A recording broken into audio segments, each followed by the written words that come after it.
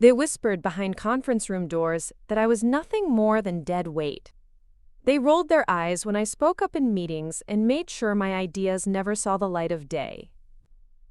For months, they systematically tried to destroy my career, convinced they were dealing with someone too weak to fight back.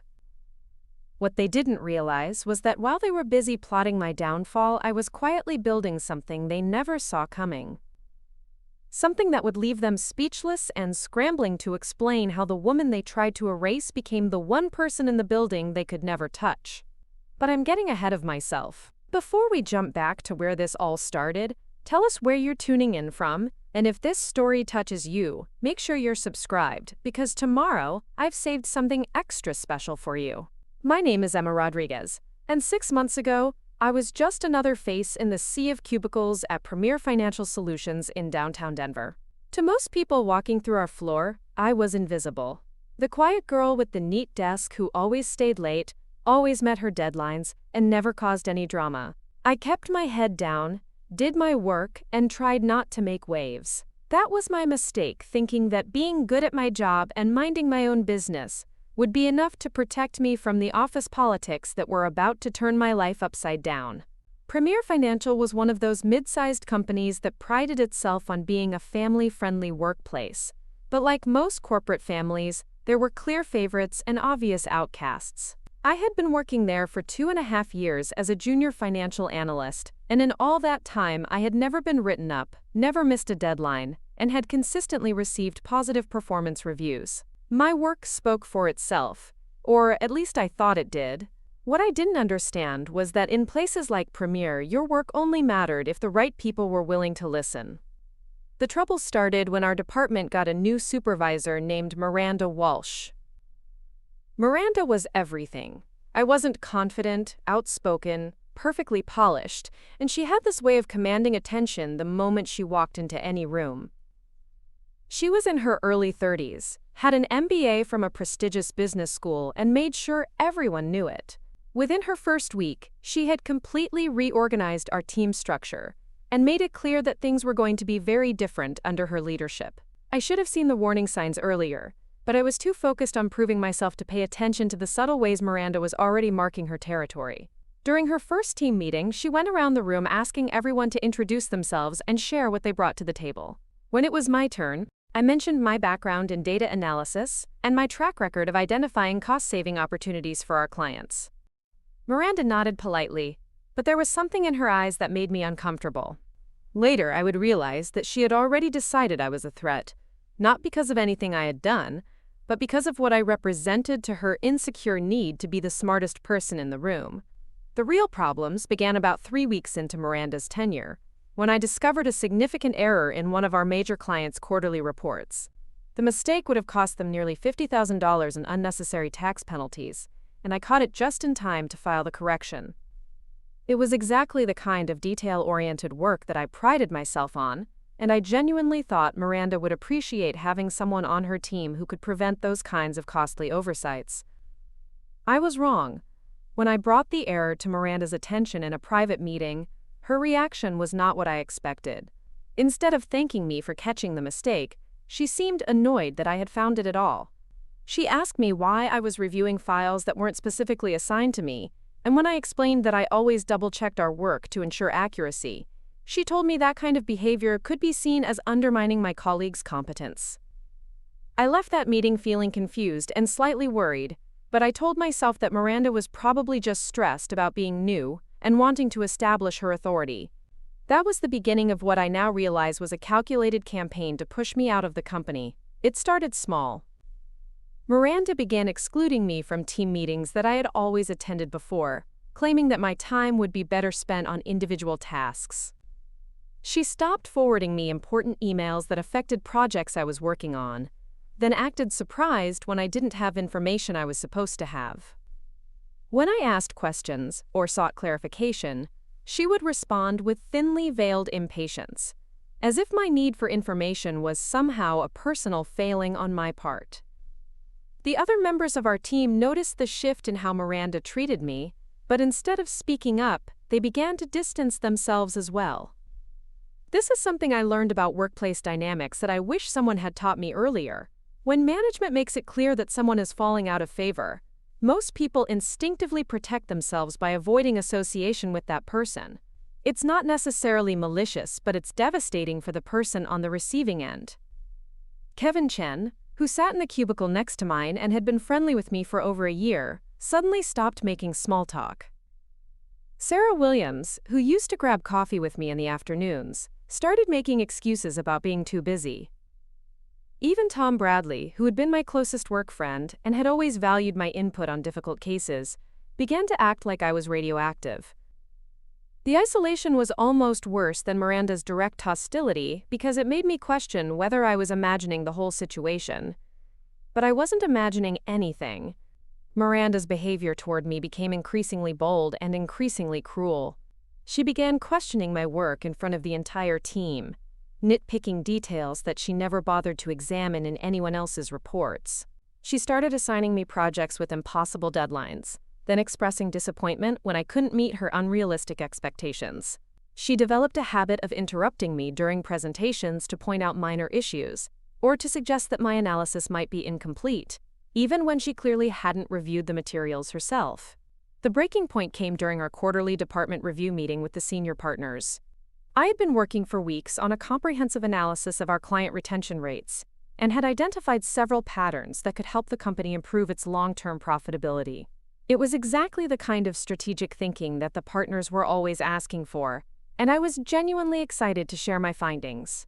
Miranda had reviewed my presentation the day before and had seemed satisfied with it, even offering a few suggestions for improvement that I had incorporated overnight.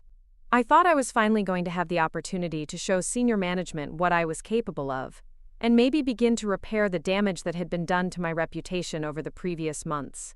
Instead, Miranda used the meeting to destroy me. She introduced my presentation by explaining that while my data collection was adequate, she had concerns about my analytical methodology and the conclusions I had drawn. She suggested that my recommendations might be premature, and that the team would need to do additional research before presenting anything definitive to the partners. Then, as I stood there trying to recover from her unexpected sabotage, she systematically picked apart every aspect of my work, raising questions she had never mentioned before, and highlighting issues that were either irrelevant or completely fabricated. The partners listened politely, but I could see their enthusiasm fading with every word Miranda spoke. By the time she finished her critique, my presentation felt less like a strategic analysis and more like an example of what not to do. I tried to defend my work and address her concerns, but the damage was already done. The meeting ended with one of the partners suggesting that maybe I should work more closely with Miranda in the future to ensure my analysis met the company's standards. I left that conference room feeling humiliated and completely defeated. Miranda had systematically dismantled months of work in front of the people whose opinions mattered most for my career advancement, and she had done it with a smile on her face. Worse, she had positioned herself as the responsible supervisor who was trying to help a struggling employee improve, rather than the vindictive bully she actually was. That night, I went home to my small apartment in Capitol Hill and seriously considered whether it was time to start looking for another job. I had always prided myself on being resilient and persistent, but Miranda's behavior was taking a toll on my confidence and my mental health. I was starting to dread going to work each morning, and I found myself second-guessing every decision I made, wondering if Miranda would find some way to use it against me. But as I sat there feeling sorry for myself, something inside me shifted. I realized that I had been playing Miranda's game by her rules, trying to win her approval, and hoping that if I just worked hard enough and kept my head down, she would eventually leave me alone. That strategy wasn't working. If anything, my attempts to avoid conflict were making me an easier target. I decided that if Miranda wanted a fight, I would give her one, but I wasn't going to play fair, and I wasn't going to limit myself to the narrow battlefield she had chosen for us. If she thought she could destroy my career by undermining me within our department, she was about to learn that there were other ways to build influence, and other people whose opinions mattered more than hers. The first thing I did was start documenting everything.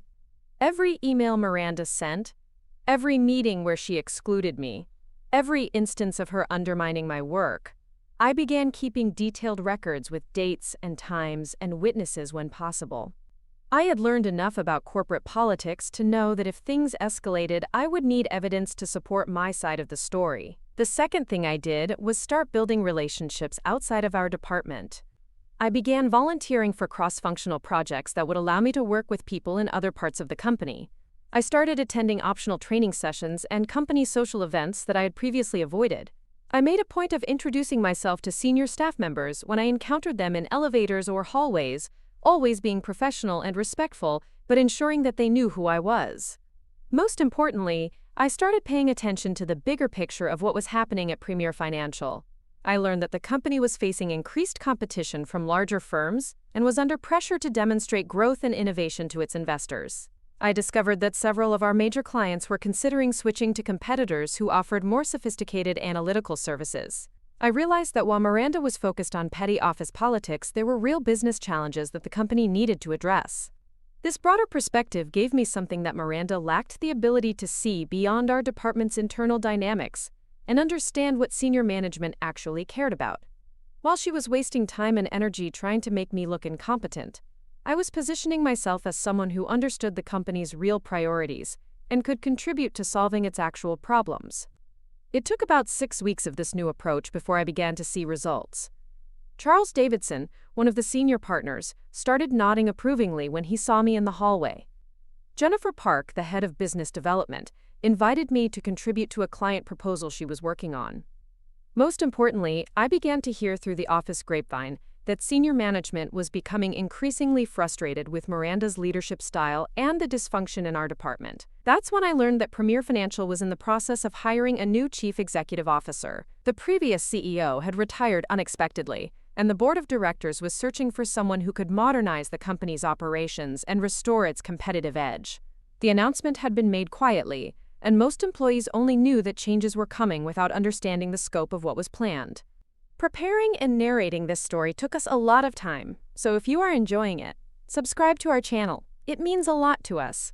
Now back to the story. But I had been paying attention, and I had been building relationships with people who were involved in the transition process. Through casual conversations and careful observation, I began to piece together information about what the board was looking for in new leadership and what kinds of changes were likely to be implemented once the new CEO arrived. This intelligence gave me a significant advantage over Miranda and my other colleagues, who were still focused on short-term office politics while remaining oblivious to the seismic shifts that were about to reshape the entire company. While they continued to play their petty games, I began preparing for a very different kind of future. The irony was that Miranda's attempts to isolate and undermine me had actually freed me to pursue opportunities that I never would have considered if I had remained comfortable in my original role. Her hostility had forced me to look beyond our department for validation and support, and in doing so, I had discovered that there were people throughout the company who valued my skills and respected my work ethic. By the time the new CEO was announced, I had spent months building a network of allies and demonstrating my value to people who actually mattered for my long-term career prospects. Miranda, meanwhile, had been so focused on trying to destroy me that she had completely neglected her own professional development and had failed to notice the changes happening around her. The new CEO's name was David Chen, and when his appointment was announced, I knew immediately that everything was about to change. Not because I had any special insight into his management style or his plans for the company, but because I had been preparing for this moment while everyone else had been distracted by office drama. What my colleagues didn't know was that I had been doing more than just building internal relationships and documenting Miranda's behavior. I had also been working on my own professional development in ways that would position me perfectly for the new direction the company was heading. Every evening after work, while Miranda was probably at home congratulating herself on her latest attempt to sabotage my career, I was taking online courses in advanced financial modeling and data analytics. I had enrolled in a certificate program at the University of Colorado that focused on emerging trends in financial technology. I had been attending industry conferences on weekends, networking with professionals from other companies, and learning about innovative approaches to the challenges that Premier Financial was facing. Most importantly, I had been quietly developing expertise in the exact areas where the company needed to modernize its capabilities. While Miranda was still using outdated analytical methods and relying on traditional approaches that were becoming increasingly obsolete, I was learning to use cutting-edge tools and techniques that would be essential for competing in the evolving financial services market. All of this preparation was about to pay off in ways that none of my colleagues could have anticipated. But first, David Chen needed to arrive and begin implementing his vision for the company's future. And when that happened, Miranda and everyone else who had underestimated me were going to discover that the quiet girl they had tried to push out had been quietly preparing to become exactly what the new leadership was looking for. The announcement of David's hiring came on a Friday afternoon via company-wide email. The message was brief and professional, simply stating that the board of directors was pleased to welcome David Chen as Premier Financial's new chief executive officer, effective the following Monday. It mentioned his impressive background in financial technology and his track record of successfully modernizing traditional financial services companies. As I read the email, I felt a mixture of excitement and nervous anticipation. I had been preparing for this moment for months, but I also knew that David's arrival would mark the beginning of a new phase in the ongoing conflict with Miranda. She wasn't going to give up her attempts to control and undermine me just because we had new leadership, and I suspected that she would try to position herself as indispensable to the new CEO while simultaneously working to ensure that I remained marginalized. But what Miranda didn't realize was that I was no longer the same person she had started targeting months earlier. I was no longer content to simply survive her attacks and hope that things would eventually improve. I had spent too much time building my skills and expanding my network to allow her petty vindictiveness to derail my career. The game was about to change, and for the first time since Miranda had arrived at Premier Financial, I was confident that I held the better hand. David Chen's first day at Premier Financial Solutions was a Monday morning in late September, and the entire building seemed to buzz with nervous energy. I arrived at the office 30 minutes early, as I always did, and settled into my cubicle with my usual coffee and the financial reports I needed to review before the morning meetings began. The autumn light streaming through the tall windows cast long shadows across the floor, and I could hear the familiar sounds of my colleagues gradually filtering in, their conversations more animated than usual, as they speculated about what changes the new CEO might bring. I was absorbed in analyzing quarterly performance metrics when I heard Miranda's voice carrying across the open office space. She was speaking to Kevin and Sarah near the copy machine, her tone casual but loud enough that several people could hear her words. "I'm sure David will want to make some immediate changes to improve efficiency," she was saying. "Some people around here have been coasting for too long, and I think he'll appreciate having supervisors who can identify dead weight and help him streamline operations." The phrase dead weight hit me like a physical blow, even though Miranda hadn't mentioned my name specifically. After months of her subtle and not-so-subtle attacks, I had developed an almost sixth sense for when she was talking about me, and the way Kevin's eyes flickered in my direction confirmed my suspicions. Sarah shifted uncomfortably and mumbled something about needing to get back to her desk, but Kevin lingered, nodding along with Miranda's commentary in a way that made my stomach clench with familiar dread. I forced myself to focus on the spreadsheet in front of me, but the numbers blurred as I tried to process the implications of what I had just heard. Miranda wasn't just planning to continue her campaign against me under the new leadership. She was positioning herself as the person who could help David identify problem employees. The sophistication of her strategy was both impressive and terrifying. Rather than simply complaining about my performance, she was framing her hostility toward me as valuable insight that would benefit the new CEO. The morning passed in a haze of routine tasks and mounting anxiety. Every time I heard footsteps approaching my cubicle, I tensed, expecting to be summoned for some kind of meeting or confrontation. But the summons never came, and by lunchtime I had begun to wonder if David's first day would pass without any significant drama. I was wrong. At 2:15 in the afternoon, Miranda sent an email to our entire team requesting that we gather in Conference Room B for an impromptu meeting. The subject line read, "Team Alignment and New Leadership," and the tone was professional but ominous. I saved my work and made my way to the conference room, joining Kevin, Sarah, Tom, and 3 other analysts around the polished mahogany table. Miranda entered the room carrying a leather portfolio and wearing the kind of confident smile that I had learned to associate with trouble. She closed the door behind her and took her position at the head of the table, her hands folded neatly in front of her as she surveyed our faces. "I know you're all curious about how David's leadership will affect our department," she began, "and I wanted to share some insights from my conversation with him this morning.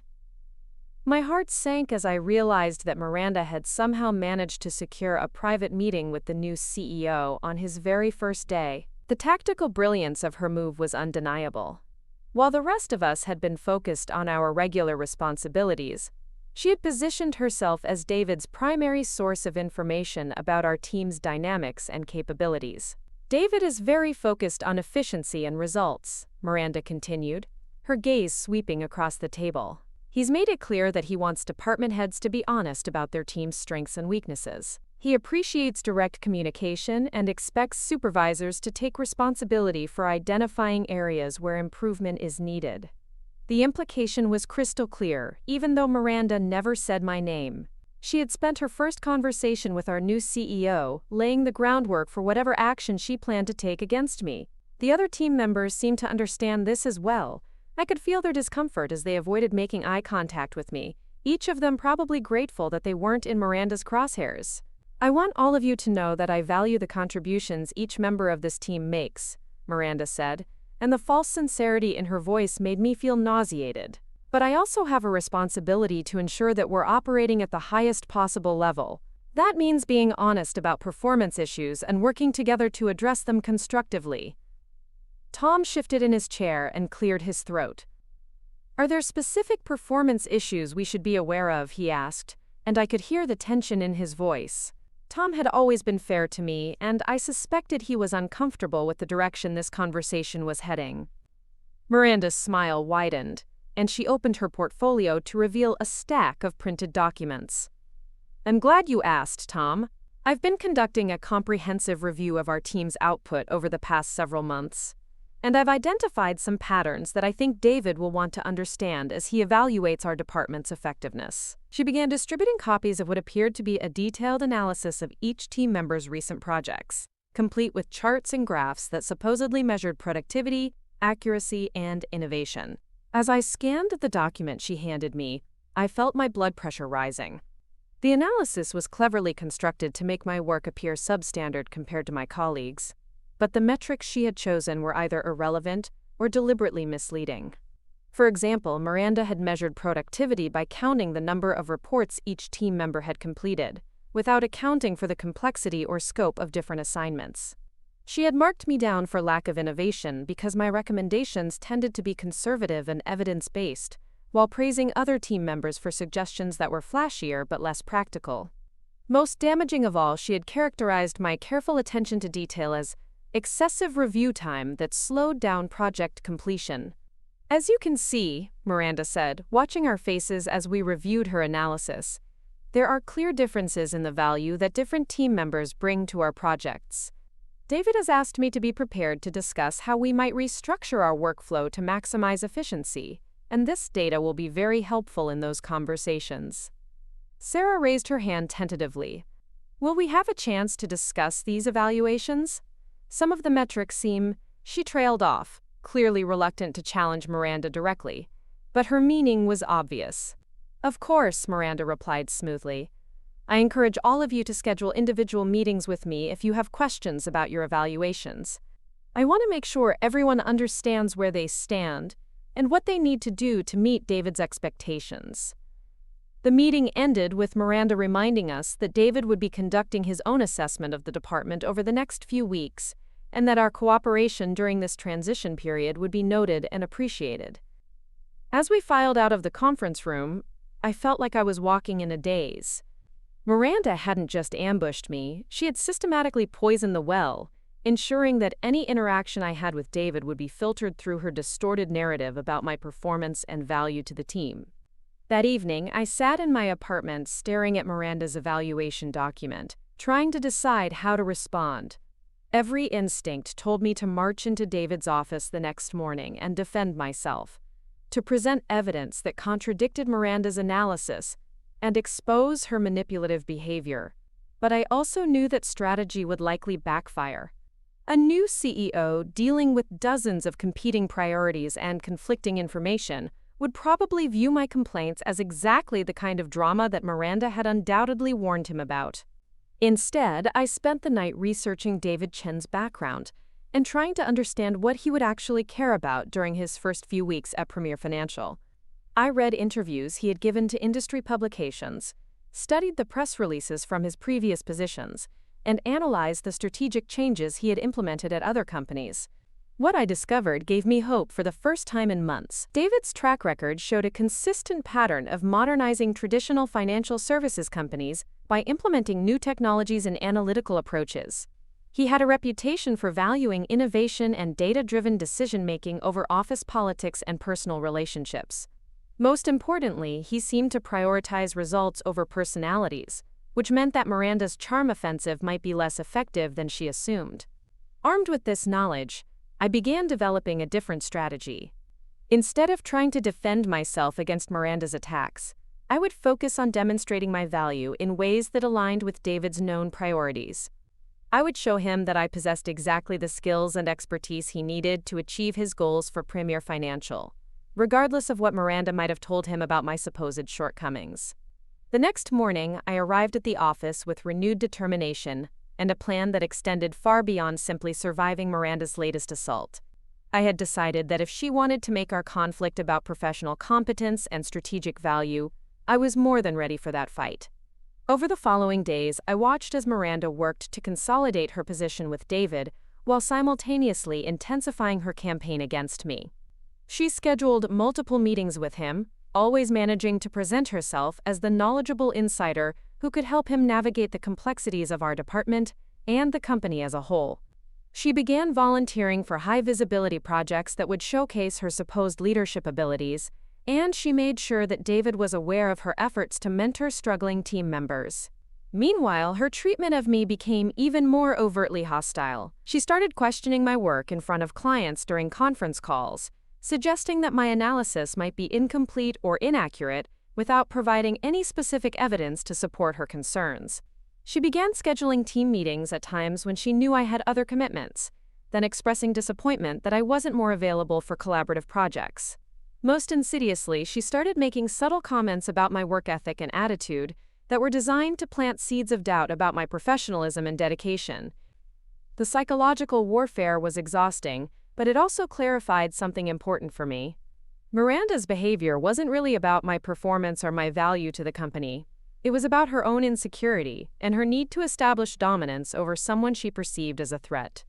The intensity of her attacks suggested that she recognized my potential more clearly than I had realized, and her desperation to neutralize me was actually a backhanded compliment to my abilities. This realization gave me the emotional distance I needed to stop taking her behavior personally and start treating it as a strategic challenge that required a tactical response. I began documenting not just her direct attacks on me, but also the pattern of her interactions with David and other senior staff members. I paid attention to the language she used, the timing of her communications, and the ways she positioned herself as indispensable while characterizing others as problematic. What I discovered was that Miranda's approach, while initially effective, contained the seeds of its own destruction. Her constant need to highlight problems and criticize others would eventually become tiresome to David, especially once he developed his own understanding of the department's dynamics. Her obvious self-promotion would likely strike him as unprofessional, particularly if he valued collaborative leadership over individual ambition. Most importantly, her focus on personalities rather than performance metrics would clash with his data-driven management style. I also realized that Miranda's strategy depended entirely on David accepting her version of events without conducting his own independent assessment. If I could find ways to interact with him directly and demonstrate my actual capabilities, her carefully constructed narrative would begin to crumble. The opportunity I needed came sooner than I expected. During David's second week at Premier Financial, the company received a complex inquiry from one of our largest clients about restructuring their investment portfolio to accommodate new regulatory requirements. The project required exactly the kind of analytical expertise I had been developing through my evening coursework and weekend training sessions. Miranda assigned the project to Kevin, even though his background was in traditional financial planning, rather than regulatory compliance. It was an obvious mismatch that seemed designed to ensure the project would require extensive oversight and revision, giving Miranda multiple opportunities to involve herself in high-level client communications. What she didn't anticipate was that Kevin would struggle with the technical aspects of the analysis and would quietly ask me for help. I saw Kevin's request as the opening I had been waiting for. Instead of simply providing him with the information he needed, I offered to collaborate with him on developing a comprehensive approach that would address not just the immediate regulatory questions, but also the broader strategic implications for the client's long-term financial planning. Kevin was grateful for the assistance, and together we created an analysis that was far more sophisticated and valuable than anything Miranda had expected. When Kevin presented our work to Miranda, she was clearly surprised by its quality and depth. She had anticipated having to salvage a mediocre effort, but instead she was confronted with a presentation that exceeded her own capabilities. Rather than acknowledging my contribution, she decided to take credit for the project's success while simultaneously minimizing Kevin's role and completely ignoring my involvement. But Kevin, to his credit, insisted on giving me proper recognition when Miranda scheduled a meeting with David to present the client analysis. During the presentation, he made several references to insights I had provided and analytical approaches I had suggested. Miranda's attempts to redirect the conversation away from my contributions only made her look petty and insecure, especially when David began asking detailed questions that Kevin answered by referencing my work.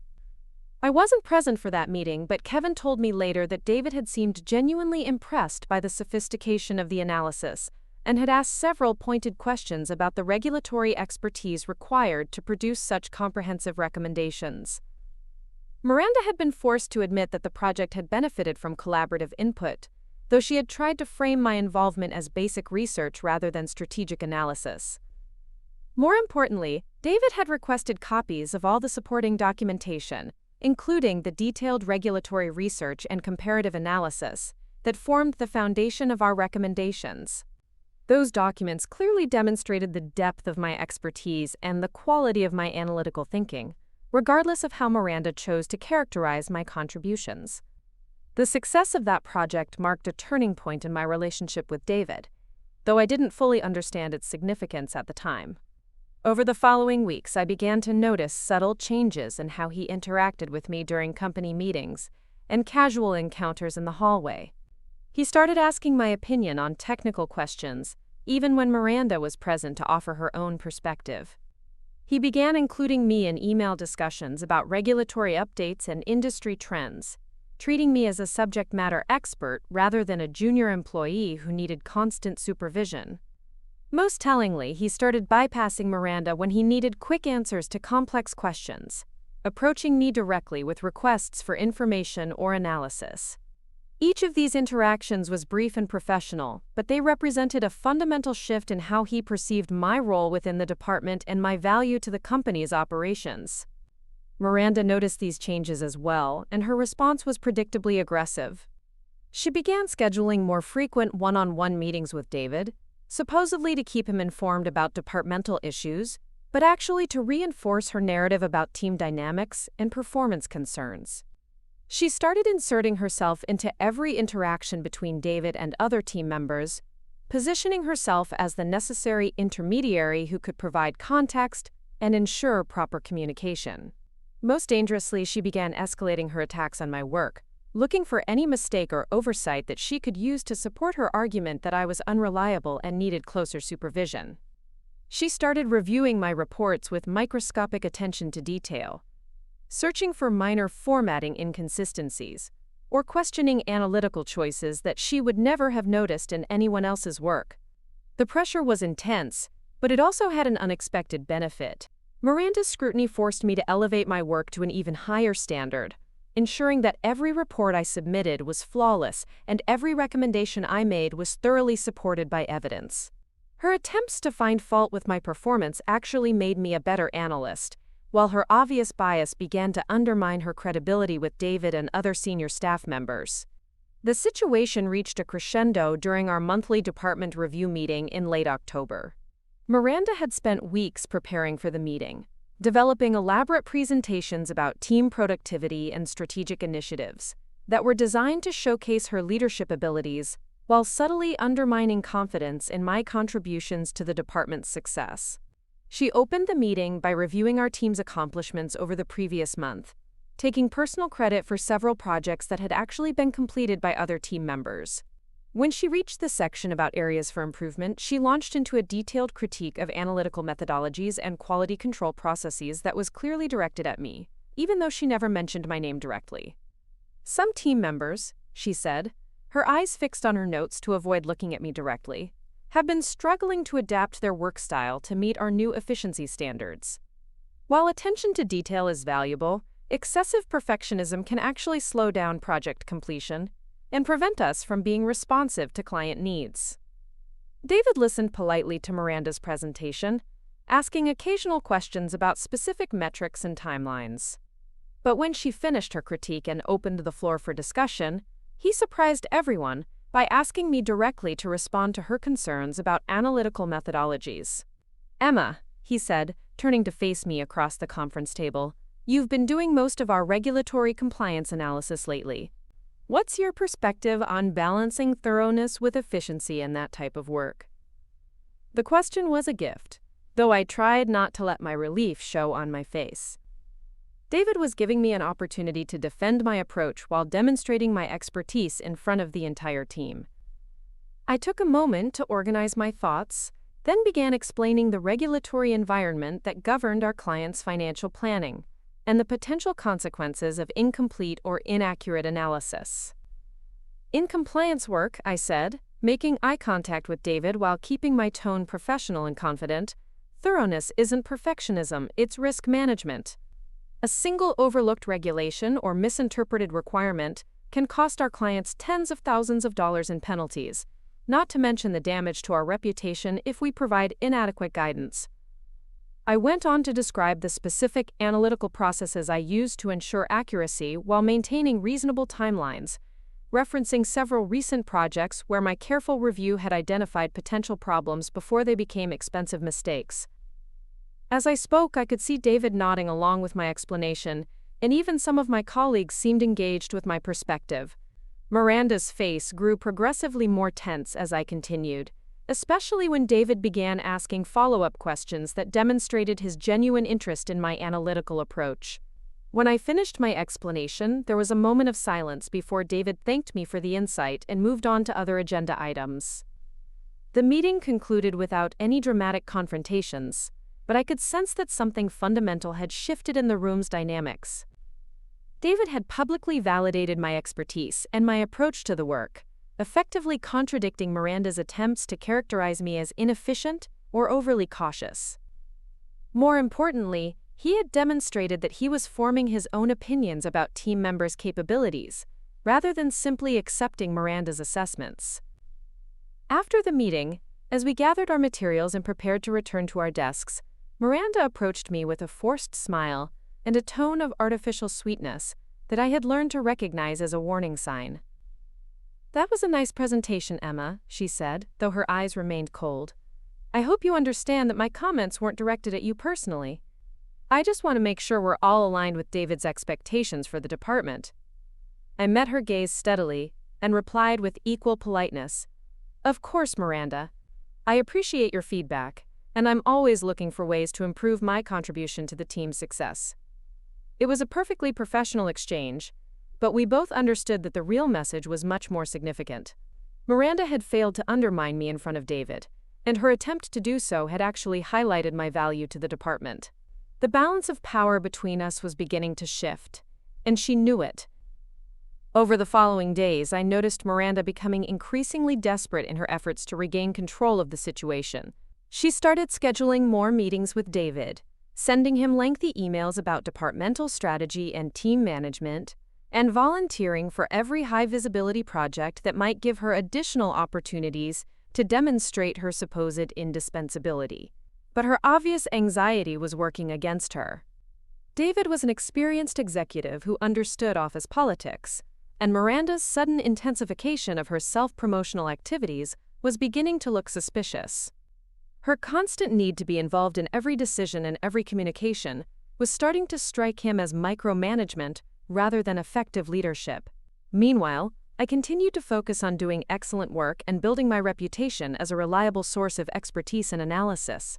I made myself available when David had questions, but I didn't push for attention or try to compete with Miranda's aggressive networking efforts. Instead, I let my work speak for itself and trusted that David would eventually recognize the difference between substance and performance. The strategy was working, but I also knew that Miranda wouldn't give up easily. She had invested too much in her campaign against me to simply accept defeat, and her position as department supervisor gave her significant power to make my life difficult. The real test would come when she decided to escalate the conflict and force David to choose between accepting her version of events or challenging her authority. That confrontation was coming sooner than either of us expected, and when it arrived, it would determine not just my future at Premier Financial, but also whether David Chen was the kind of leader who could see through manipulation and recognize talent regardless of office politics. The tension in our department had reached a breaking point by early November. But what Miranda didn't realize was that while she had been focused on undermining me within the confines of Premier Financial, I had been building something much larger and more significant outside those walls. Every evening after enduring another day of her passive-aggressive attacks and deliberate exclusions, I would drive home to my apartment and transform into a completely different version of myself. 3 nights a week, I attended advanced courses at the University of Colorado's Business School, working toward a certification in financial technology innovation that would position me at the forefront of the industry's digital transformation. The program was rigorous and demanding, requiring me to master complex analytical software, understand emerging regulatory frameworks, and develop expertise in areas that most traditional financial advisors hadn't even begun to explore. My professors were impressed by my dedication and the practical insights I brought from my work experience, but they had no idea that I was essentially living a double life. During the day, I was Emma Rodriguez, the supposedly struggling analyst who needed constant supervision and correction. By night, I was the top-performing student in a graduate-level program, consistently earning praise for my innovative thinking and sophisticated understanding of financial markets. The contrast was both exhausting and exhilarating. After spending 8 hours listening to Miranda question my competence and undermine my confidence, I would walk into a classroom where my professors treated me as an expert, and my fellow students sought my advice on complex projects. The validation was intoxicating, but it also served a deeper purpose. I was systematically acquiring the skills and credentials that would make me invaluable to any forward-thinking financial services company, regardless of what Miranda might say about my supposed limitations. The coursework was just one component of my evening transformation. I had also been attending industry conferences and networking events throughout the Denver metropolitan area, building relationships with professionals from other companies, and learning about opportunities that existed beyond Premier Financial's increasingly toxic environment. These connections were opening my eyes to possibilities I had never considered, and giving me confidence that my career didn't depend on Miranda's approval or even David's recognition. At a Financial Planning Association meeting in October, I had met Rebecca Martinez, a senior vice president at Rocky Mountain Capital Management, who was leading their efforts to modernize their client advisory services.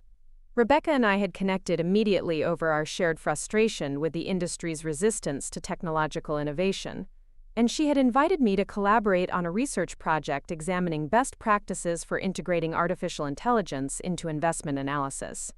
The project was technically a volunteer effort, but it was giving me exposure to cutting-edge analytical tools and methodologies that were years ahead of anything we used at Premier Financial. More importantly, it was establishing my reputation in the broader Denver financial community as someone who understood where the industry was heading and possessed the skills to help companies navigate that transition. Rebecca had no idea about my workplace situation with Miranda, and I made sure to keep our collaboration completely separate from my day job. As far as she knew, I was simply a motivated professional who was passionate about financial innovation and eager to contribute to important research. The quality of my work spoke for itself, and within a few weeks, Rebecca was introducing me to other industry leaders as a rising expert in financial technology applications. These external relationships were providing me with something I had never experienced at Premier Financial: recognition based purely on merit rather than office politics. When Rebecca's colleagues praised my analytical insights or asked for my opinion on technical questions, they weren't filtered through anyone else's agenda or bias. They were responding directly to my capabilities and my knowledge. And their positive feedback was rebuilding my professional confidence in ways that Miranda's constant criticism had eroded. The irony was that Miranda's attempts to isolate me within our department had actually freed me to pursue opportunities that were far more valuable than anything Premier Financial could offer. While she was focused on petty power games and interpersonal manipulation, I was building expertise and relationships that would serve me regardless of what happened in our immediate workplace. But the most significant development in my evening life wasn't related to my coursework or my industry networking. It was the relationship I had been developing with someone who would completely change the trajectory of my career and my personal life, though I didn't fully understand the implications at the time. During my second week of classes at the University of Colorado, I had noticed another student who seemed to be auditing several of the same courses I was taking. He was older than most of the graduate students, probably in his mid-30s, and he had a quiet intensity that reminded me of David Chen's focused demeanor. Unlike the younger students who often dominated class discussions with theoretical observations, this man asked practical questions that suggested real-world experience with the concepts we were studying.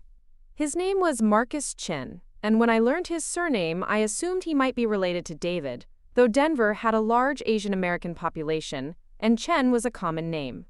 It wasn't until we were assigned to the same project team for our financial systems analysis course that I discovered the connection was much closer than I had imagined.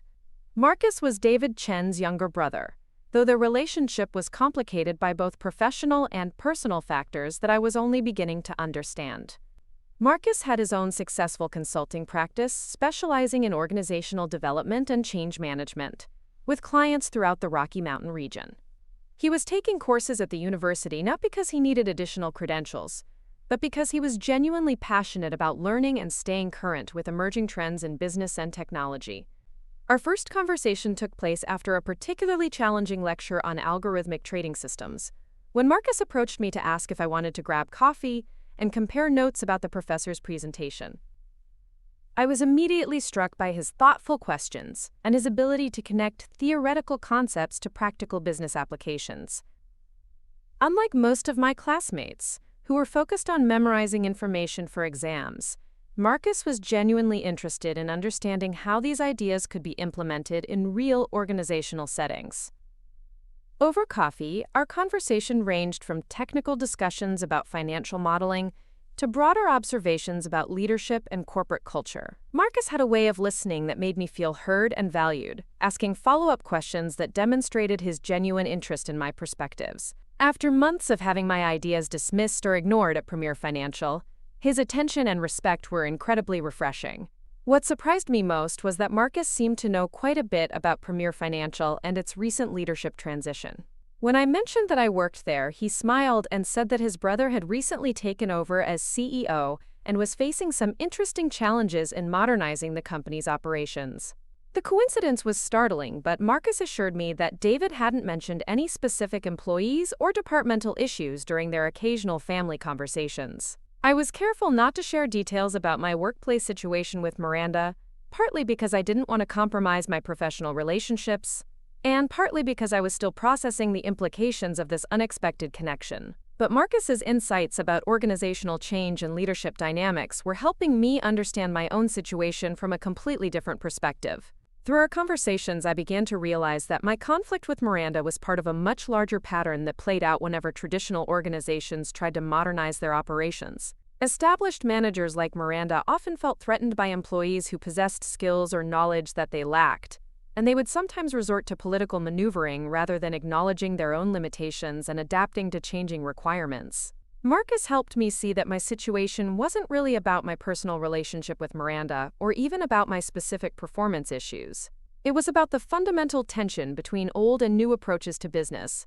And my expertise in emerging areas made me a symbol of changes that threatened Miranda's sense of security and control. This perspective was liberating because it allowed me to stop taking Miranda's behavior personally and start viewing it as a predictable response to broader organizational pressures. More importantly, it helped me understand that my value to Premier Financial wasn't dependent on Miranda's recognition. If David was truly committed to modernizing the company, he would eventually need employees who possessed exactly the skills and knowledge I was developing, regardless of what his department supervisors might prefer. Marcus and I began studying together regularly, meeting at coffee shops near the university to work on assignments and discuss the implications of what we were learning. Our collaboration was intellectually stimulating and professionally valuable, but it was also becoming personally meaningful in ways that neither of us had anticipated.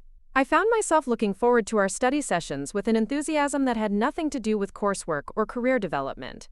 Marcus had a warmth and humor that helped balance his serious approach to business, and he seemed genuinely interested in understanding not just my professional insights, but also my personal experiences and perspectives. After months of feeling invisible and undervalued at work, his attention and respect were profoundly healing. By December, our relationship had evolved beyond academic collaboration into something deeper and more personal. We were spending time together outside of class, exploring Denver's restaurant scene, and attending cultural events that had nothing to do with business or finance. Marcus introduced me to hiking trails in the foothills that I had never discovered despite living in Colorado for several years, and I shared my passion for photography, which had been dormant during the stressful months of dealing with Miranda's hostility. What made our relationship particularly special was that Marcus knew nothing about the Emma Rodriguez who struggled with workplace politics and supervisor conflicts. To him, I was simply a brilliant and capable woman who was pursuing her goals with determination and intelligence. His perception of me was based entirely on my actual abilities and character, free from the distortions that Miranda had been working so hard to create. This external validation was crucial for maintaining my sanity and confidence during an increasingly difficult period at Premier Financial. Miranda's behavior had become more erratic and aggressive, as David continued to seek my input on technical questions and regulatory issues. She seemed to recognize that her strategy of undermining me wasn't working as effectively as she had hoped, and her desperation was making her more reckless in her attempts to reassert control. The situation came to a head during the first week of December, when David announced that Premier Financial would be participating in a major industry conference focused on financial technology innovation. The conference would provide an opportunity for the company to showcase its commitment to modernization and to network with potential clients who were interested in cutting-edge advisory services. David asked me to prepare a presentation about regulatory compliance in digital financial services, specifically focusing on how traditional advisory firms could adapt their practices to meet evolving regulatory requirements while taking advantage of new technological capabilities. It was exactly the kind of high-visibility opportunity I had been hoping for, and the topic aligned perfectly with the expertise I had been developing through my evening coursework and industry networking. Miranda was clearly unhappy about David's decision to give me such a prominent role at the conference, but she couldn't object directly without appearing obstructive or petty.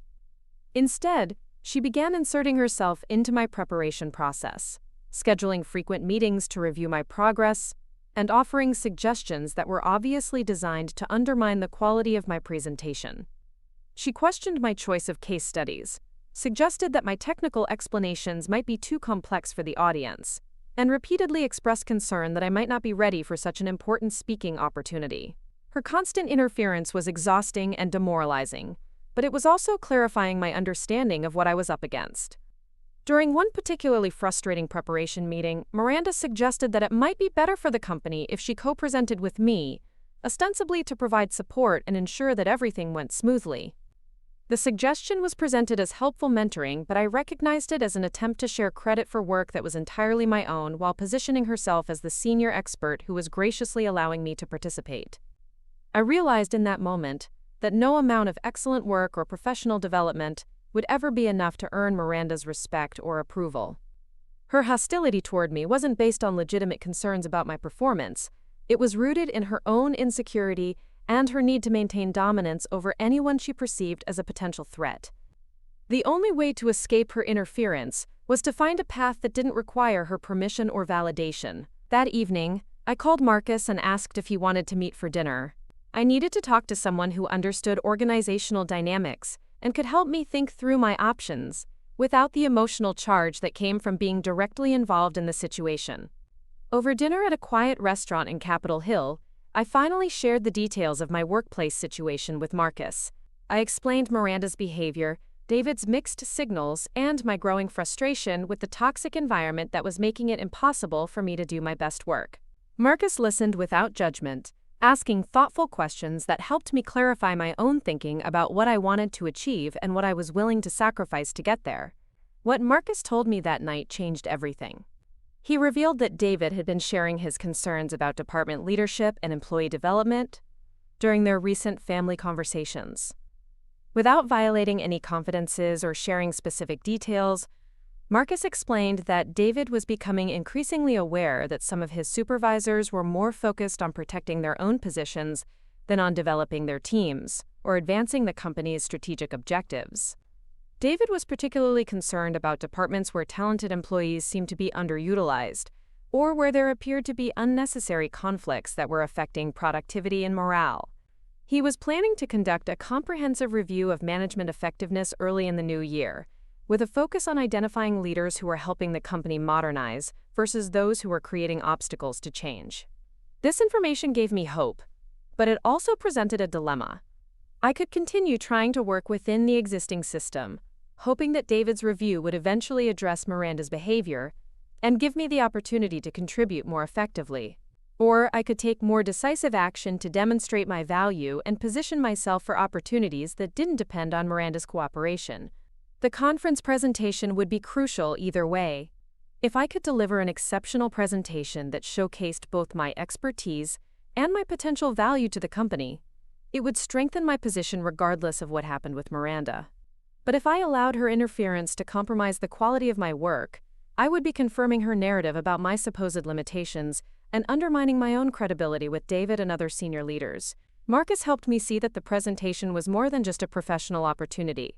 It was a test of whether I was ready to step fully into my own power and stop allowing other people's insecurities to limit my potential. The skills and knowledge I had been developing through my evening coursework in industry networking had prepared me for exactly this kind of moment. The question was whether I had the courage to trust my own abilities and stop seeking approval from people who had no intention of ever giving it. By the time we finished dinner, I had made my decision. I would prepare the conference presentation entirely on my own terms, drawing on all the expertise I had developed outside of Premier Financial's limiting environment.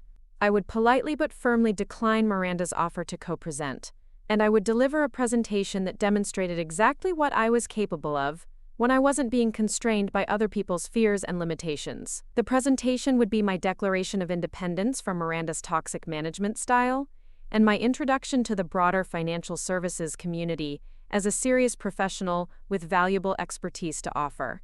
Whatever happened next at Premier Financial, I would at least know that I had given my best effort and shown everyone who was paying attention what Emma Rodriguez could actually accomplish when she was allowed to shine.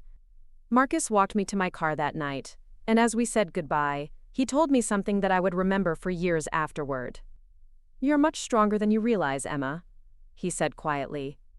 "Don't let anyone convince you that you need their permission to be extraordinary." As I drove home through the quiet Denver streets, I felt a sense of clarity and determination that I hadn't experienced in months. The conference was still 2 weeks away, but I already knew that it would mark the beginning of a completely new chapter in my professional life. Whether that chapter included Premier Financial or led me somewhere entirely different remained to be seen, but either way, I would be writing it on my own terms. The Financial Technology Innovation Conference was being held at the Grand Hyatt in downtown Denver, and as I stood in the green marble lobby on that crisp December morning, I felt a mixture of nervous excitement and quiet confidence that I had never experienced before. The past 2 weeks of preparation had been intense, with Miranda constantly trying to insert herself into my process while I worked to maintain my independence and focus on delivering something truly exceptional. I had spent countless hours refining my presentation, drawing on everything I had learned through my university coursework, my industry networking, and my collaboration with Rebecca Martinez at Rocky Mountain Capital Management. The result was a comprehensive analysis of regulatory compliance in digital financial services that went far beyond anything Premier Financial had ever produced. I wasn't just presenting information. I was offering genuine insights that could help traditional advisory firms navigate the complex transition to technology-enhanced client services. The conference attracted senior leaders from financial services companies throughout the Rocky Mountain region, along with regulatory officials, technology vendors, and industry analysts who were shaping the future of the profession. As I reviewed the attendee list, I recognized names from companies I had only dreamed of working with. And I realized that this presentation could open doors that extended far beyond my immediate situation at Premier Financial. Miranda had arrived at the conference center early, ostensibly to support my presentation but actually to maintain her surveillance and control over how I interacted with potential networking contacts. She positioned herself near the registration desk, greeting attendees with the kind of professional charm that had initially impressed David, while keeping a watchful eye on my movements throughout the lobby. David arrived just as the morning sessions were beginning, looking relaxed and confident in a way that suggested he was genuinely excited about Premier Financial's participation in the conference. He had scheduled several meetings with potential clients and strategic partners, and he seemed to view the day as an opportunity to position the company as a forward-thinking leader in financial innovation. When he spotted me near the coffee station, he approached with a warm smile and asked how I was feeling about my upcoming presentation. "I'm looking forward to hearing what you've prepared, Emma," he said. "This is exactly the kind of visibility that will help people understand what Premier Financial is capable of." His confidence in me was both encouraging and intimidating. I knew that my presentation would be evaluated not just as an individual performance, but as a reflection of the company's expertise and strategic direction. The pressure was enormous, but it was also clarifying. This was my opportunity to demonstrate that David's faith in me was justified, and that Premier Financial possessed the talent and knowledge to compete with much larger firms. My presentation was scheduled for 11:30 in the morning, in the conference's main auditorium before an audience of approximately 200 industry professionals. As the time approached, I made my way to the speaker's preparation area to review my slides one final time and ensure that all the technical equipment was functioning properly. Miranda followed me into the preparation area, carrying a folder of notes and wearing an expression of exaggerated concern. "I've been thinking about your presentation, Emma," she said, "and I wonder if we should make a few last-minute adjustments to ensure it aligns with David's expectations." She opened her folder to reveal a completely revised version of my presentation, with simplified explanations, reduced technical content, and conclusions that were far more conservative than the innovative recommendations I had developed. It was essentially a different presentation entirely, one that reflected Miranda's traditional approach to financial services, rather than the cutting-edge analysis I had spent weeks preparing. "I think this version might be more appropriate for the audience," Miranda continued, her voice taking on the patronizing tone I had learned to recognize as a warning sign. "We don't want to overwhelm people with too much complexity or appear to be too far ahead of industry standards." I looked at Miranda's revised slides, then back at my original presentation, and felt something crystallize inside me. This was the moment I had been building toward for months, the point where I would either allow her to diminish my work and limit my potential, or stand up for my own expertise and trust in my own abilities. "Thank you for the feedback, Miranda," I said calmly, "but I'm comfortable with my original presentation. I believe the audience will appreciate the depth of analysis and the practical applications I've included." Miranda's expression hardened. "Emma, I'm trying to help you succeed here. This is a high-stakes presentation, and I don't think you fully understand the risks of appearing too ambitious or theoretical." "I understand the risks," I replied, "but I also understand the opportunities. This presentation represents months of research and analysis, and I believe it offers genuine value to the conference attendees."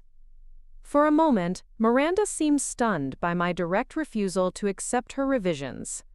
She had become so accustomed to my compliance and deference that my polite but firm resistance clearly caught her off guard. I could see her calculating whether to escalate the confrontation or retreat and try a different approach. Before she could respond, a conference organizer approached to let me know that it was time to take the stage. I gathered my materials, thanked Miranda for her input, and walked toward the auditorium with a sense of purpose and determination that felt entirely new. The auditorium was packed, with attendees filling every seat and additional people standing along the walls. I recognized faces from the Denver financial community, including Rebecca Martinez, who gave me an encouraging smile from the third row.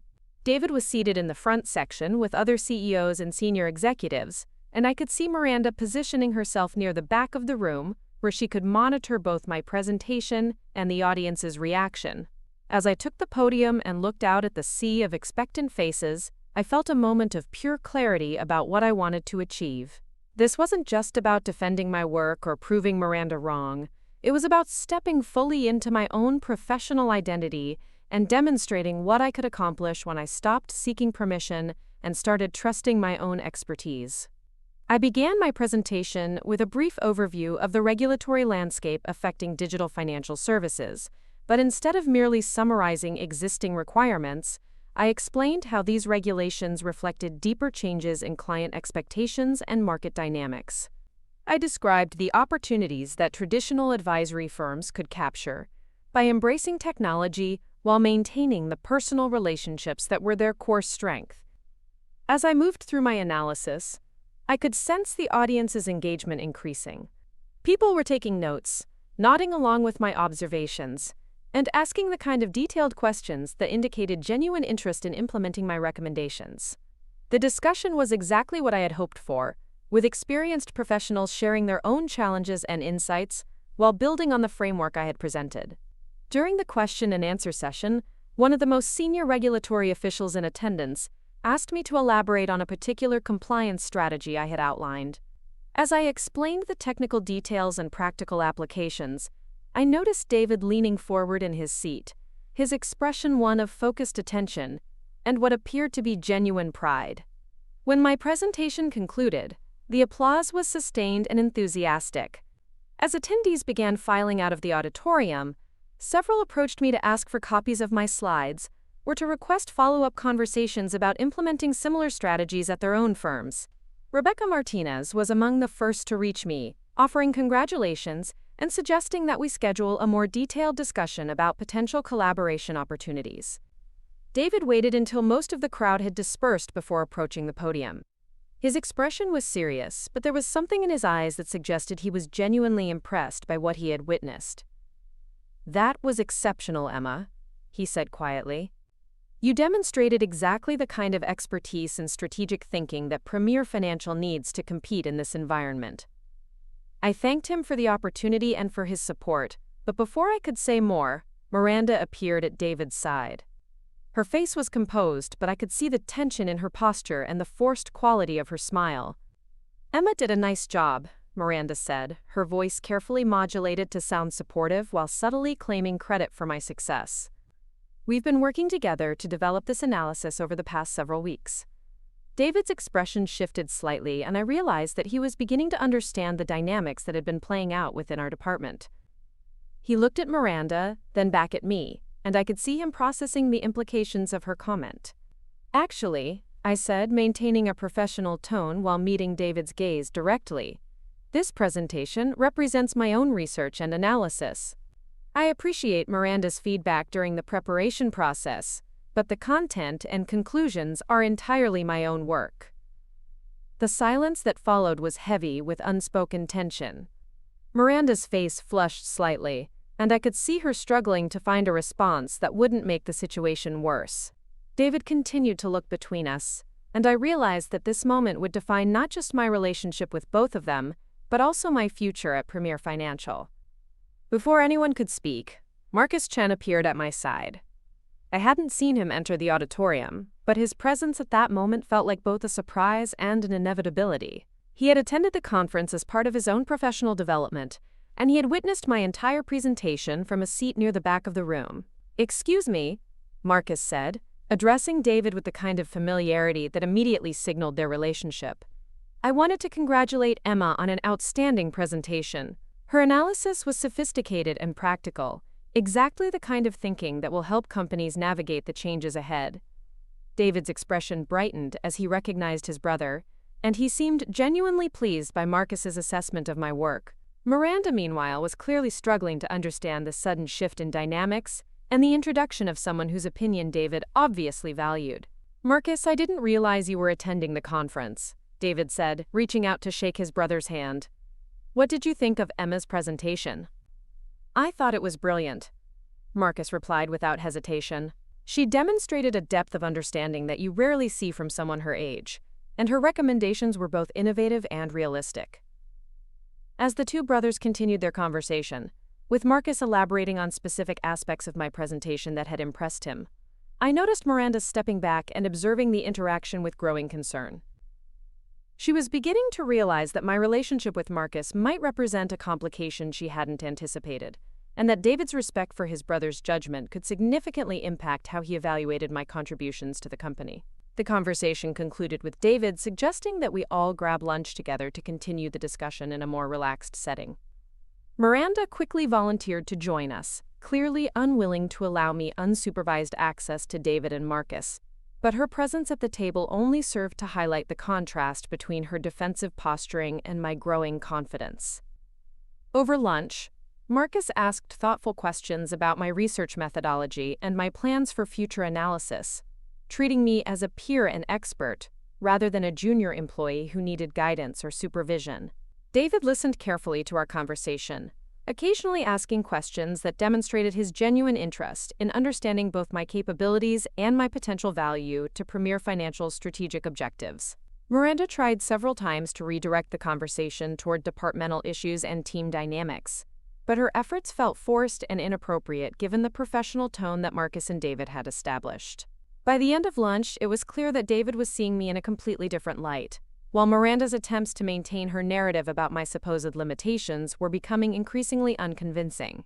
The afternoon sessions of the conference provided additional opportunities for networking and relationship building, and I found myself engaged in substantive conversations with senior leaders from companies throughout the region. Several expressed interest in Premier Financial's services and specifically requested my contact information for future discussions about regulatory compliance and technology integration. As the day concluded, David pulled me aside for a private conversation. We found a quiet corner of the hotel lobby, away from the crowds of departing conference attendees, and David's expression was serious but encouraging. "Emma, I want you to know that today changed my perspective on both your capabilities and your potential role at Premier Financial," he said. "Your presentation was exceptional, and the response from industry leaders was exactly what we need to position ourselves for future growth." I thanked him for his support and expressed my enthusiasm for contributing to the company's success in whatever capacity would be most valuable. David nodded, then hesitated for a moment before continuing. "I've been conducting a review of our departmental leadership and management effectiveness," he said carefully. "Based on what I've observed over the past few months, I think there may be some changes needed to ensure that talented employees like you have the opportunity to reach their full potential." The implication was clear, though David was too professional to be more specific about his concerns regarding Miranda's management style. I appreciated his discretion, while also feeling a sense of relief that my situation hadn't gone unnoticed by senior leadership. Over the following weeks, the changes David had hinted at began to materialize. Miranda was quietly reassigned to a different department, officially described as a lateral move that would allow her to pursue her interests in traditional client services. A new supervisor was brought in to lead our team, someone with a background in financial technology who appreciated innovation and collaborative leadership. More significantly, David offered me a promotion to senior financial analyst, with a specific focus on regulatory compliance and technology integration. The new role came with increased responsibilities, a substantial salary increase, and the opportunity to work directly with David on strategic initiatives that would shape Premier Financial's future direction. But the most important development was the evolution of my relationship with Marcus. What had begun as academic collaboration and professional respect had grown into something deeper and more personal. We had continued spending time together outside of our university classes, exploring Denver's cultural offerings and discovering shared interests that extended far beyond business and finance. Marcus's support during the conference had been more than just professional courtesy. It reflected a genuine belief in my abilities and potential that went beyond any family loyalty to David. As we grew closer, I realized that Marcus saw me not as someone who needed protection or advocacy, but as an equal partner who could contribute as much to his life as he could to mine. By spring, our relationship had become serious enough that Marcus suggested we attend a family dinner where I could meet David's wife and children in a social setting rather than a professional context. The invitation represented a significant step in our relationship, but it also highlighted the complexity of dating someone whose brother was my CEO.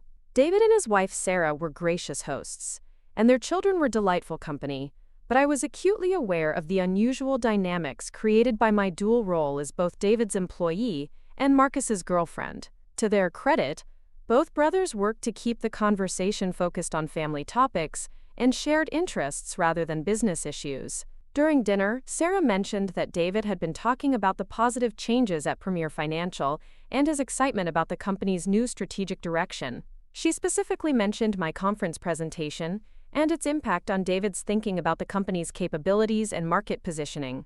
David said your presentation was one of the most impressive he's seen from anyone at the company, Sarah said warmly. He's been telling everyone about Premier Financial's expertise in financial technology, and he credits you with helping him understand how to communicate that value to potential clients.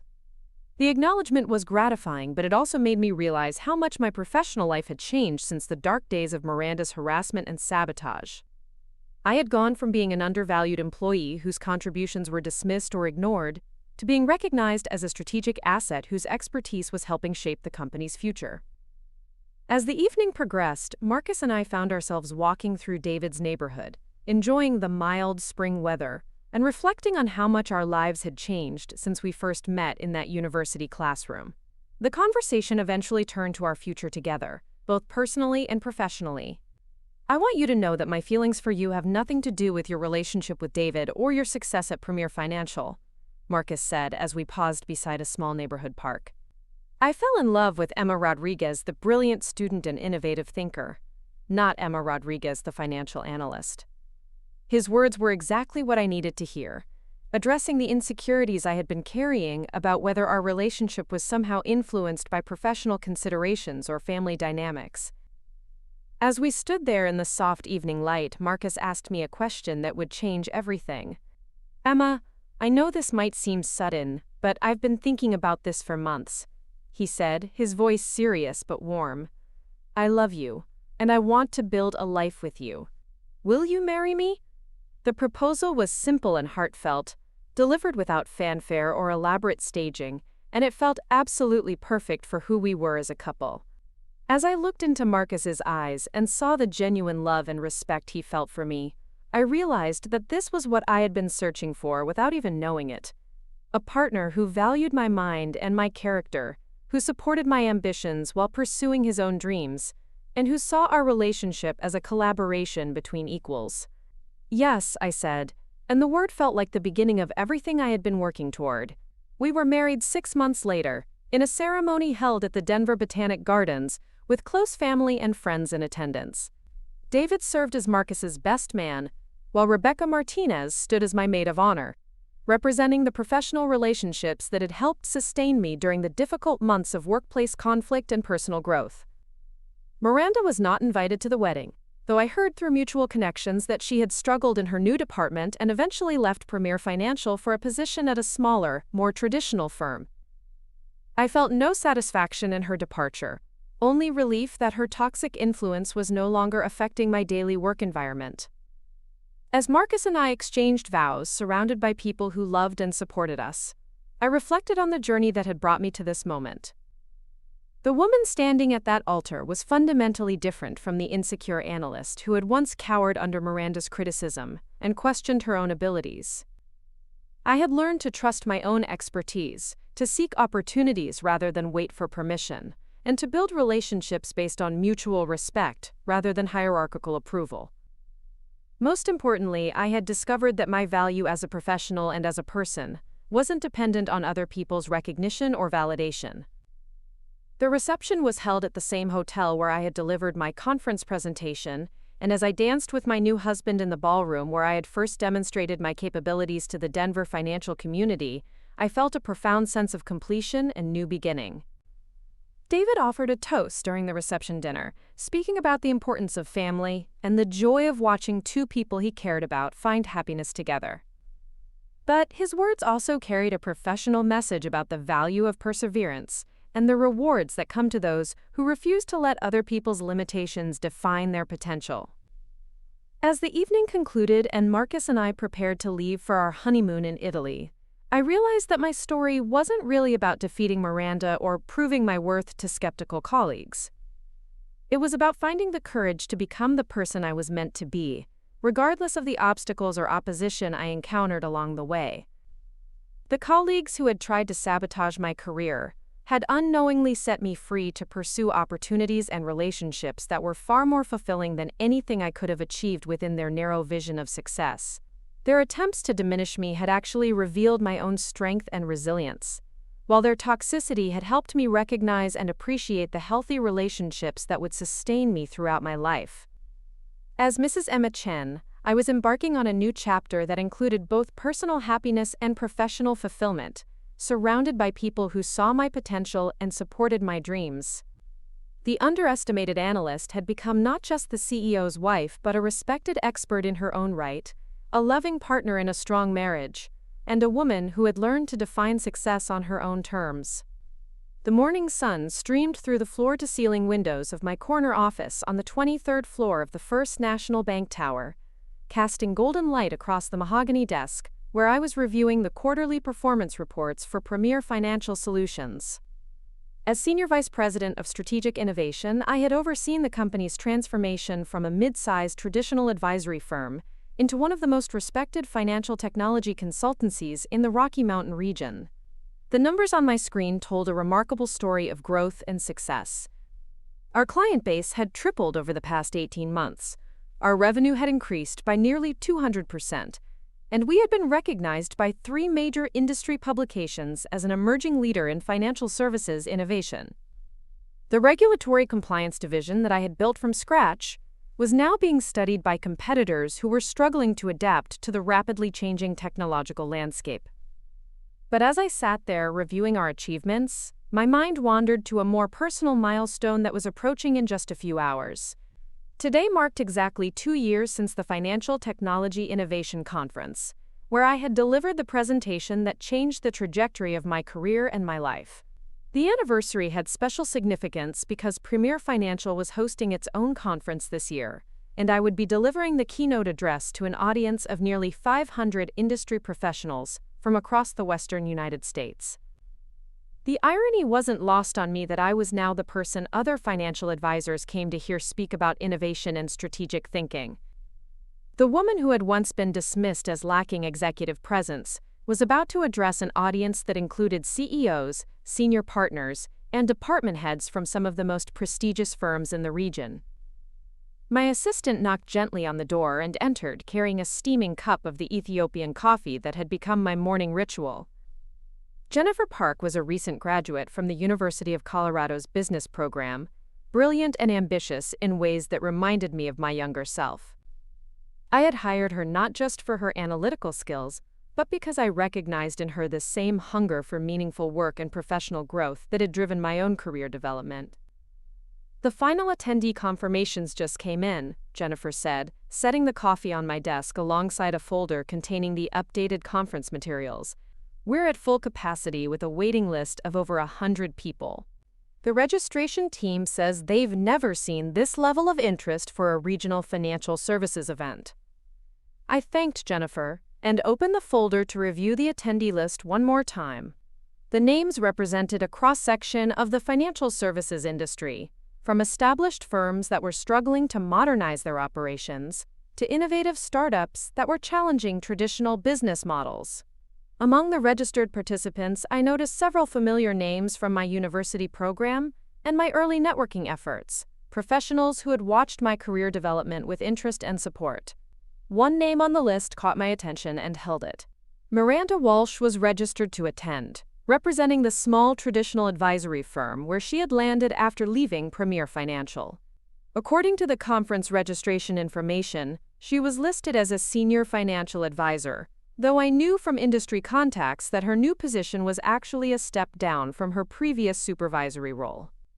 The prospect of seeing Miranda again after nearly 2 years stirred up a complex mixture of emotions. I felt no anger or resentment toward her anymore. Time and success had provided the perspective to understand that her behavior had stemmed from her own insecurities and professional limitations, rather than any real deficiency on my part. If anything, I felt a kind of gratitude for the role she had played in forcing me to develop the resilience and self-reliance that had become the foundation of my subsequent achievements. But I was also curious about how she would react to seeing me in my current role, delivering a keynote address at a conference hosted by the company where she had once tried to undermine my career. The power dynamics between us had shifted so dramatically that we were now operating in completely different professional universes. My phone buzzed with a text message from Marcus, who was attending a client meeting in Colorado Springs, but would be returning in time for the evening reception. "Good luck with your keynote today. I'm proud of you and can't wait to hear how it goes. Love you." His support and encouragement had been constant throughout my career development, and his own consulting practice had flourished as we had built our life together. Our marriage had exceeded every expectation I might have had about partnership and mutual support. Marcus had never shown the slightest hint of competition or resentment about my professional success, and I had never felt that my achievements were somehow diminishing his own accomplishments. We had created a relationship based on genuine equality and shared ambition, where each of us was motivated to help the other reach their full potential. The morning passed quickly as I conducted final preparations for my presentation and met with the conference organizing team to review logistics and timing. The theme of my keynote address was building bridges between traditional values and innovative solutions, and I had structured it around case studies that demonstrated how established financial advisory firms could embrace technological change while maintaining the personal relationships and ethical standards that were their core strengths. As I made my way to the main conference hall for a final sound check and equipment review, I passed through the registration area where attendees were collecting their materials and networking over coffee and pastries. The energy in the room was palpable, with animated conversations about market trends, regulatory changes, and strategic challenges that were familiar to everyone in the financial services industry. I spotted several people I recognized from my university program and my early networking efforts, and their warm greetings and congratulations on Premier Financial's success reinforced my appreciation for the relationships that had sustained me during the difficult early months of my career development. Rebecca Martinez was there representing Rocky Mountain Capital Management, and she pulled me aside to share her excitement about a major client acquisition that had resulted directly from implementing strategies we had developed during our research collaboration. "Emma, you've become exactly what I hoped you would when we first started working together," Rebecca said warmly. "Your insights and analytical approach have influenced how our entire firm thinks about client services and technological integration." Her words were particularly meaningful because Rebecca had believed in my potential long before I had fully believed in it myself. Her early validation and mentorship had provided a foundation of confidence that had sustained me through the more challenging aspects of my professional development. As the time approached for my keynote presentation, I made my way backstage to collect my thoughts and review my slides one final time.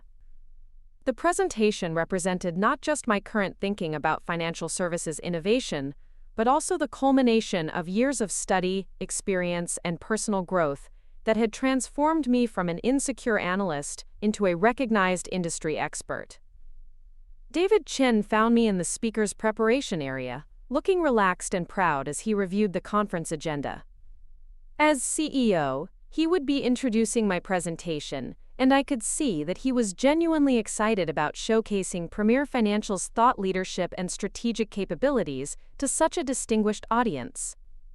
"Emma, I want you to know how much this moment means to me personally and to our company," David said, his voice carrying the kind of warmth that had made him such an effective leader. "When I first arrived at Premier Financial, I knew we had talented people, but I couldn't have imagined that we would develop the kind of expertise and reputation that you've helped us build." His acknowledgement was gratifying, but it also reminded me of how much had changed since those early days when Miranda had tried to poison his perception of my capabilities and potential. David's leadership style had created an environment where talent could flourish regardless of office politics or personal conflicts, and his commitment to innovation had provided the framework for my own professional development. As I walked onto the stage and looked out at the packed auditorium, I felt a moment of profound appreciation for the journey that had brought me to this point. The audience included senior leaders from firms I had once only dreamed of working with, regulatory officials whose policies shaped our industry, and emerging professionals who were facing the same challenges and opportunities that had defined my own career development. I began my presentation by acknowledging the complexity of the changes facing traditional financial advisory firms, and the genuine concerns that many professionals had about maintaining their core values while adapting to technological innovation. Rather than dismissing these concerns or suggesting that change was optional, I validated the difficulty of the transition while demonstrating that it was both necessary and achievable. As I moved through my analysis, sharing case studies and practical strategies that firms could implement to modernize their operations, I could sense the audience's engagement and enthusiasm. The questions during the interactive portions were thoughtful and specific, indicating that people were genuinely interested in implementing the approaches I was describing, rather than simply absorbing theoretical information. One of the most gratifying moments came when a senior partner from a prestigious Denver firm asked me to elaborate on regulatory compliance strategies for firms that were implementing artificial intelligence in their client advisory services. The question was exactly the kind of complex technical challenge that I had been preparing to address for years, and my response drew on everything I had learned through my university coursework, my industry research, and my practical experience at Premier Financial. As I provided a detailed explanation of the regulatory framework and practical implementation strategies, I noticed Miranda sitting in the audience about halfway back from the stage. Her expression was unreadable, but her presence served as a tangible reminder of how much had changed since she had tried to convince David that I lacked the strategic thinking and executive presence necessary for leadership roles. The irony of the situation wasn't lost on me. The woman who had once questioned my analytical capabilities was now sitting in an audience of industry experts, listening to me provide guidance on the most complex and challenging issues facing modern financial advisory firms. The transformation was so complete that it felt almost surreal. When my presentation concluded, the applause was sustained and enthusiastic, with several attendees rising to their feet in a standing ovation that continued for nearly a full minute. As I left the stage, I was immediately surrounded by conference participants who wanted to continue the conversation, exchange contact information, or explore potential collaboration opportunities.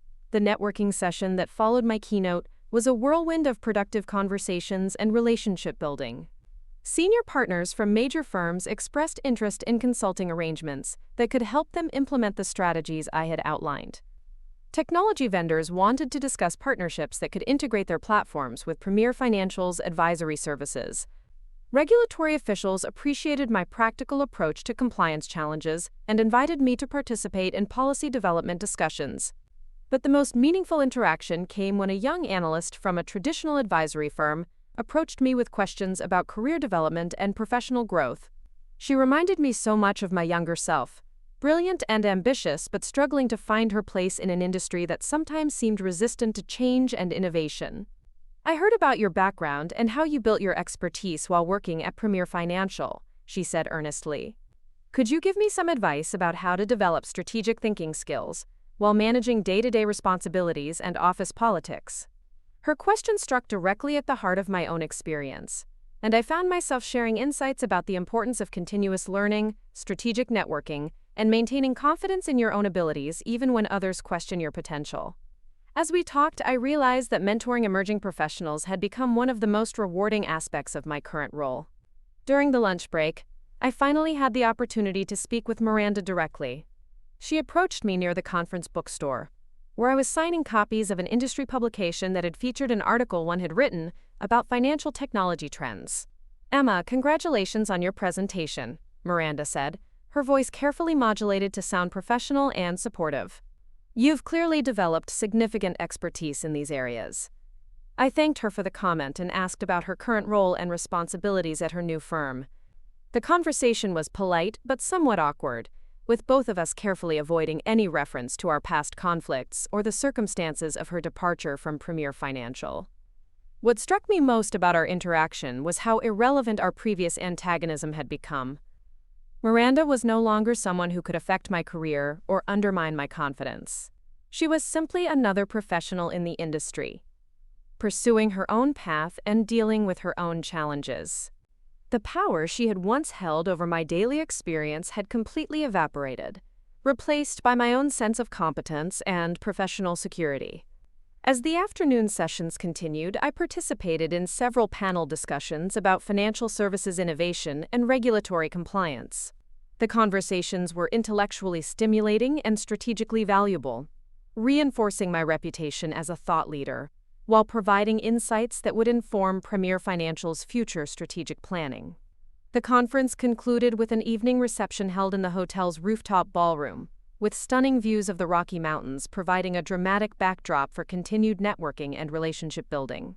Marcus had returned from Colorado Springs and was circulating through the crowd, charming attendees with his insights about organizational development and change management. David approached us near the end of the reception, carrying 2 glasses of champagne and wearing the kind of satisfied expression that suggested the conference had exceeded his expectations for Premier Financial's strategic positioning and market visibility. "Emma, I've been getting feedback about your keynote all afternoon," David said, handing us each a glass. "People are calling it the most practical and insightful presentation they've heard at any industry conference this year. We've already received inquiries from 6 potential clients who specifically mentioned your expertise as a factor in their interest in working with Premier Financial." His enthusiasm was infectious, but it also highlighted the remarkable transformation that had occurred over the past 2 years. The analyst who had once struggled to get her ideas heard in departmental meetings was now generating client interest and strategic opportunities through her industry reputation and thought leadership. As the reception wound down, Marcus and I found ourselves on the hotel's outdoor terrace, enjoying the cool evening air and reflecting on the day's events. The lights of downtown Denver sparkled below us, and I felt a profound sense of gratitude for the journey that had brought us to this moment. "You know what amazes me most about today?" Marcus said, taking my hand as we looked out over the city. "It's not just that you've become successful, though that's incredible. It's that you've become exactly the person you were always meant to be. The conference today showed everyone what I've known since we first met in that university classroom." His words captured something essential about my personal and professional development that I hadn't fully articulated myself. The success I had achieved wasn't really about proving other people wrong or overcoming external obstacles. It was about finally allowing my authentic self to emerge and flourish without the constraints of other people's limitations or expectations. The woman who had delivered the keynote address that day wasn't fundamentally different from the analyst who had started working at Premier Financial 4 years earlier. The difference was that I had learned to trust my own abilities, pursue my own goals, and define success on my own terms, rather than seeking validation from people who were never prepared to give it. As we rode the elevator down to the parking garage, I reflected on the complete transformation of my professional life and personal relationships. The colleagues who had once tried to sabotage my career were now completely irrelevant to my daily experience. The supervisor who had questioned my competence was watching from the audience as I addressed industry leaders about complex strategic challenges. The woman who had felt invisible and undervalued had become a recognized expert whose insights were sought by firms throughout the region. But perhaps most importantly, I had found a life partner who celebrated my achievements without feeling diminished by them, who supported my ambitions while pursuing his own dreams, and who saw our relationship as a collaboration between equals rather than a competition for recognition or validation. The drive home through the quiet Denver streets gave us time to discuss the potential opportunities that might emerge from the conference connections and conversations. Several firms had expressed serious interest in consulting arrangements that could provide Premier Financial with significant new revenue streams, while expanding our influence in the broader financial services market. More personally, Marcus and I had been discussing the possibility of starting a family, and my growing confidence in my professional security was making that prospect feel both exciting and achievable. The woman who had once worried about her career survival was now planning for a future that included both continued professional growth and personal fulfillment. As we pulled into our driveway, I noticed that our neighbor had left a congratulatory note on our front door, having seen news coverage of the conference and my keynote presentation. The note was brief but heartfelt, expressing admiration for my professional achievements and appreciation for having such accomplished neighbors. Later that evening, as Marcus and I sat in our living room reviewing the day's events and planning for the week ahead, I realized that the story of my career transformation had reached a natural conclusion. The woman who had been dismissed as lacking potential had become exactly what she had always been capable of becoming. The only difference was that she had finally found an environment and relationships that allowed her authentic abilities to flourish.